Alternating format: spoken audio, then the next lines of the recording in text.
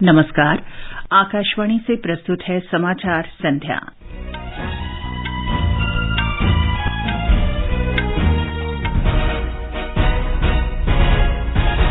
संसद का शीतकालीन सत्र कल से।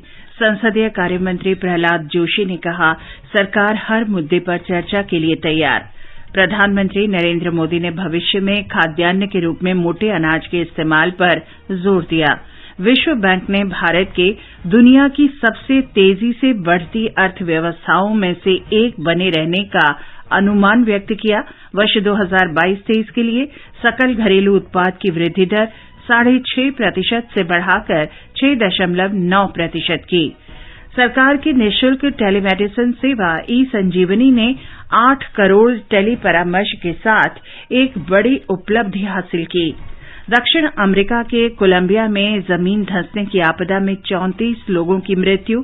फीफा विश्व कप के प्री क्वार्टर फाइनल में मोरक्को और स्पेन का मुकाबला जारी। एक अन्य मुकाबला आज आधी रात पुर्तगाल और स्विट्जरलैंड के बीच। समाचार संध्या के साथ मैं चंद्रिका जोशी। संसद के शीतकालीन सत्र से पहले आज नई दिल्ली में सर्वदलीय बैठक हुई। इसमें रक्षा मंत्री राजनाथ सिंह, संसदीय कार्य मंत्री प्रहलाद जोशी, संसदीय कार्य राज्य मंत्री अर्जुन राम मेघवाल और विभिन्न राजनीतिक दलों के नेताओं ने भाग लिया। सर्वदलीय बैठक के बाद संसदीय कार्य मंत्री प्रहलाद जोशी ने कहा, लोकसभा अध्यक्ष और राज्यसभा के सभापति की अनुमति से सरकार सदन में किसी भी मुद्दे पर चर्चा के लिए तैयार है। कांग्रेस नेता अधीर रंजन चौधरी ने सरकार से आग्रह किया कि शीतकालीन सत्र के दौरान विभिन्न मुद्दों पर गहन चर्चा कराई जाए। लोकसभा अध्यक्ष ओम बिरला ने आज कार्य परामर्श समिति बैठक की अध्यक्षता की। उन्होंने सदन की सुचारू कार्यवाही के लिए नेताओं से सहयोग की अपील की। सभी उपस्थित नेताओं ने आश्वासन दिया कि वे पूरा सहयोग करेंगे। संसद का शीतकालीन सत्र कल से शुरू हो रहा है और ये इस महीने की 29 तारीख तक चलेगा। 23 दिन के इस सत्र के दौरान 17 बैठकें होंगी। आकाशवाणी का समाचार सेवा प्रभाग आज विशेष परिचर्चा संसद के समक्ष मुद्दे प्रसारित करेगा। ये कार्यक्रम रात 9:30 बजे से FM गोल्ड, इंद्रप्रस्थ और AIR लाइव न्यूज 24/7 चैनल पर सुना जा सकता है। अंग्रेजी में इश्यूज बिफोर पार्लियामेंट रात 9:30 बजे से FM रेनबो पर सुन सकते हैं। उत्तर प्रदेश विधानमंडल के शीतकालीन सत्र की कार्यवाही आज अनिश्चितकाल के लिए स्थगित कर दी गई। 3 दिन तक चलने वाला सत्र दूसरे दिन ही समाप्त कर दिया गया। इससे पहले दोनों सदनों में 33,769 करोड़ रुपए से अधिक का अनुपूरक बजट पारित किया गया। दिल्ली नगर निगम के 250 वार्डों के लिए हुए मतदान की गणना कल होगी। मतगणना सवेरे 8 बजे शुरू हो जाएगी। राज्य चुनाव आयुक्त विजय देव ने आकाशवाणी समाचार को बताया कि सुचारू मतगणना सुनिश्चित करने के लिए सभी केंद्रों पर व्यापक प्रबंध किए गए हैं। दिल्ली में काउंटिंग करने के लिए 42 काउंटिंग सेंटर्स बनाए हैं। उनकी लोकेशन दिल्ली के अंदर चारों तरफ फैली हुई है। वहां पे सुरक्षा के पूरे इंतजाम किए जाएंगे और वहां से हम टाइम टू टाइम के बुलेटिन्स भी देते रहेंगे कि किस तरीके से काउंटिंग चल रही है और क्या उसके ट्रेंड्स चल रहे हैं। 1349 से अधिक उम्मीदवारों के राजनीतिक भाग्य का फैसला कल होना है। निर्वाचन आयोग ने गुजरात विधानसभा चुनाव की मतगणना की सभी तैयारियां पूरी कर ली हैं। मतगणना बृहस्पतिवार को होगी। 182 विधानसभा सीटों के लिए 37 गणना केंद्र बनाए गए हैं। अहमदाबाद जिले में सबसे अधिक 3 मतगणना केंद्र हैं। ईवीएम समुचित सुरक्षा के साथ स्ट्रांग रूम्स में रखी गई हैं। ईवीएम के साथ डाक मतपत्रों की भी गिनती की जाएगी। चुनाव के दौरान मतदान पुष्टि पर्ची मशीनें भी इस्तेमाल की गई। ये समाचार हमारी वेबसाइट newsonair.com/hindi और हमारे mobile app news on AIR पर भी उपलब्ध हैं।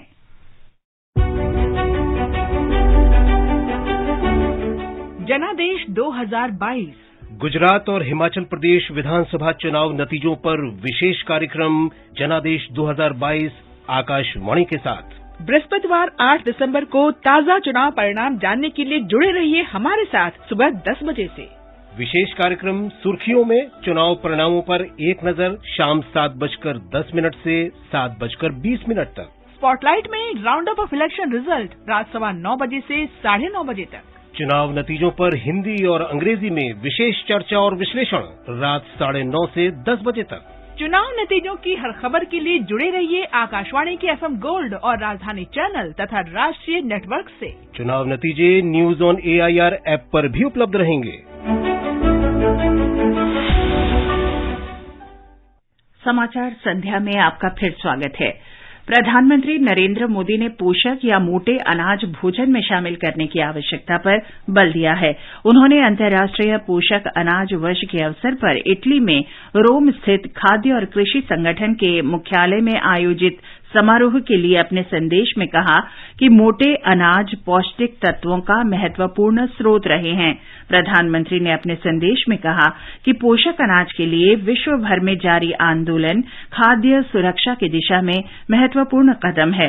उन्होंने कहा कि पोषक अनाज की खेती सरल, जलवायु अनुकूल और सूखा प्रतिरोधी है। श्री मोदी ने कहा कि मोटे अनाज उपभोक्ता, कृषक और जलवायु के लिए बेहतर है। प्रधानमंत्री ने 2023 को अंतर्राष्ट्रीय पोषक अनाज वर्ष के रूप में मनाने के लिए बधाई दी। केंद्रीय कृषि और किसान कल्याण राज्य मंत्री शोभा करंदलाजे समारोह में भारत का प्रतिनिधित्व कर रही हैं। उन्होंने प्रधानमंत्री का संदेश पढ़कर सुनाया। सरकार की निःशुल्क टेलीमेडिसिन सेवा ई-संजीवनी ने 8 करोड़ की परामर्श संख्या के साथ ही एक नई उपलब्धि हासिल कर ली है। स्वास्थ्य मंत्रालय के अनुसार इनमें से 1 करोड़ से अधिक परामर्श तो लगभग 5 सप्ताह में ही दर्ज हुए हैं। राष्ट्रीय टेलीमेडिसिन सेवा ई-संजीवनी एक डिजिटल प्लेटफॉर्म के माध्यम से पारंपरिक परामर्श का विकल्प बनकर उभरी है। मंत्रालय के अनुसार 3 वर्ष से भी कम समय में ये सरकारी टेलीमेडिसिन सेवा विश्व की इस तरह की सेवाओं में विशालतम हो गई है।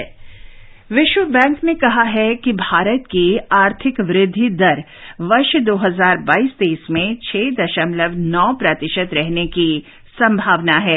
विश्व बैंक ने अक्टूबर के 6.5% वृद्धि दर के अनुमान को बढ़ाते हुए ये बात कही। विश्व बैंक ने कहा है कि भारत दुनिया की सबसे तेजी से बढ़ती प्रमुख अर्थव्यवस्थाओं में बना रहेगा।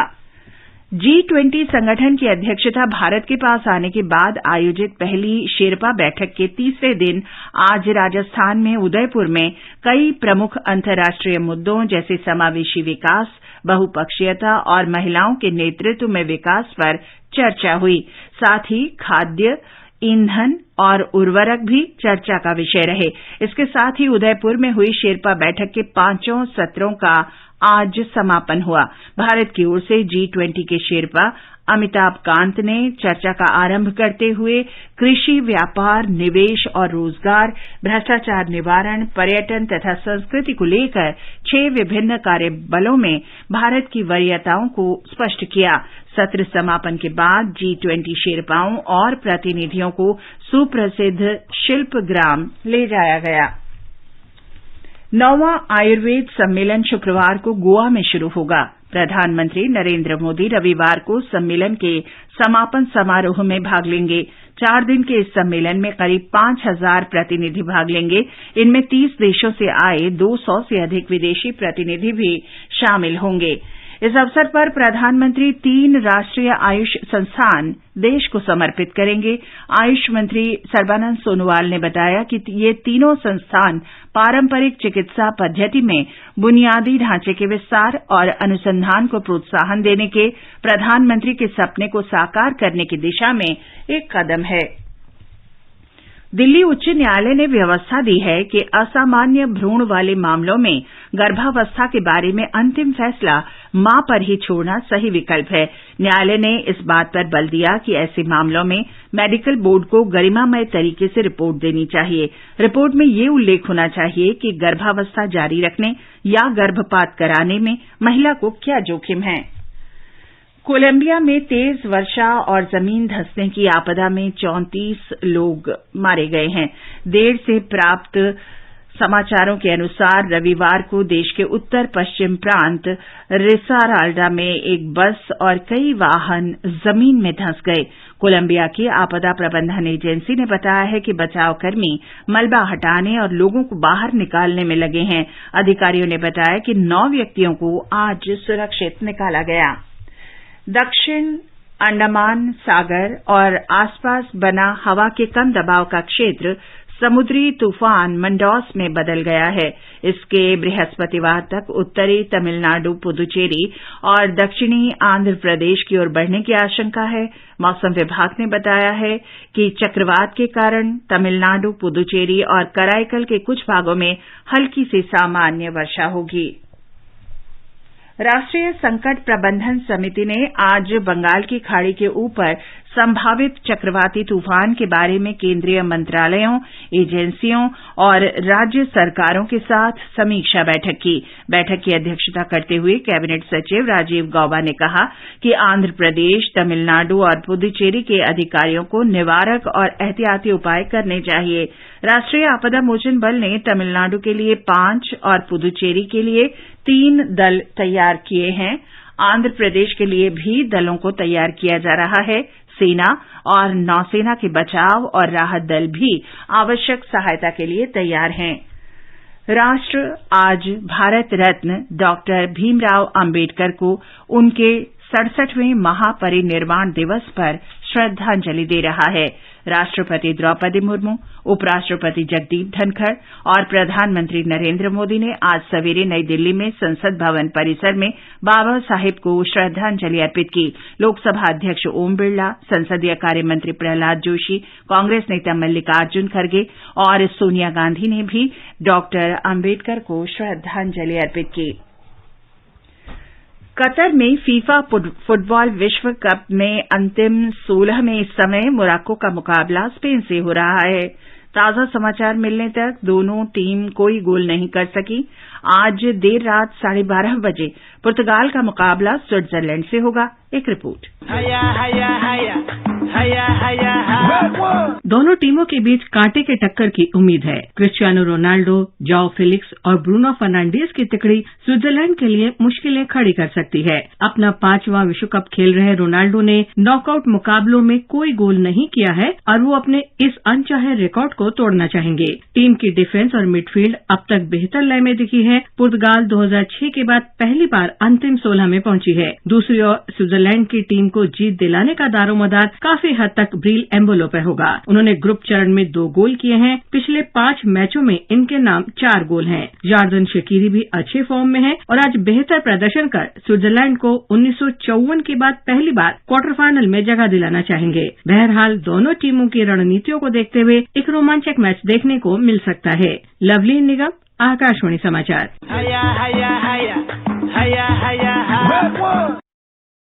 पहला क्वार्टर फाइनल मुकाबला क्रोएशिया और ब्राजील के बीच शुक्रवार को खेला जाएगा। भारत और बांग्लादेश के बीच दूसरा एक दिवसीय अंतर्राष्ट्रीय क्रिकेट मैच कल ढाका में खेला जाएगा। ये मैच भारतीय समयानुसार सुबह 11:30 बजे से शुरू होगा। शिक्षा मंत्री धर्मेंद्र प्रधान ने विद्यार्थियों से प्रधानमंत्री नरेंद्र मोदी के साथ परीक्षा पे चर्चा कार्यक्रम में शामिल होने की अपील की है। कार्यक्रम में भाग लेने के लिए 30 दिसंबर तक प्रविष्टियां भेजी जा सकती हैं। संघ लोक सेवा आयोग यूपीएससी ने इस साल सितंबर में हुई प्रशासनिक सेवा की मुख्य परीक्षा के परिणाम घोषित कर दिए हैं। परीक्षा में उत्तीर्ण उम्मीदवारों के साक्षात्कार के ई-समन पत्र आयोग की वेबसाइट से डाउनलोड किए जा सकते हैं। बंबई शेयर बाजार का संवेदी सूचकांक आज 208 अंक गिरकर 62,626 पर बंद हुआ। निफ्टी 58 अंक फिसलकर 18,643 पर आ गया। और अंत में मुख्य समाचार एक बार फिर। संसद का शीतकालीन सत्र कल से। संसदीय कार्यमंत्री प्रहलाद जोशी ने कहा, सरकार हर मुद्दे पर चर्चा के लिए तैयार।